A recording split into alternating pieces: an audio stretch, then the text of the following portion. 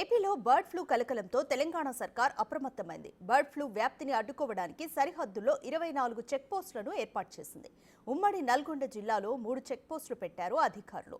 AP నుంచి తెలంగాణకు వస్తున్న కోళ్ల వాహనాలను అధికారులు వెనక్కి పంపుతున్నారు. రాష్ట్రంలో కొన్ని రోజులు చికెన్ తినవద్దని ప్రభుత్వం సూచించింది. ఈ విషయంలో జిల్లా కలెక్టర్లు చర్యలు తీసుకోవాలని ఆదేశించింది.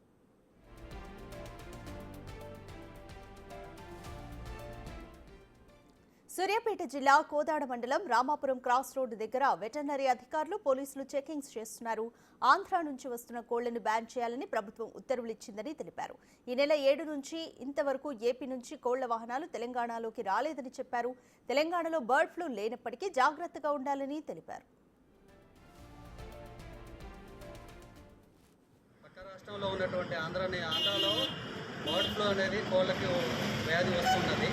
7వ తారీఖు నుంచి మేము విఏఎస్ మండల డాక్టర్ గారు, వెటర్నరీ అసిస్టెంట్ సర్జన్, నేను లైఫ్ స్టాక్ అసిస్టెంట్ నేను నా పేరు శ్రీను, మరొక మా కొలిక్ అయినటువంటి లైఫ్ స్టాక్ అసిస్టెంట్ చిరంజీవి, మేము ముగ్గురం విధులు నిర్వర్తిస్తున్నామండి.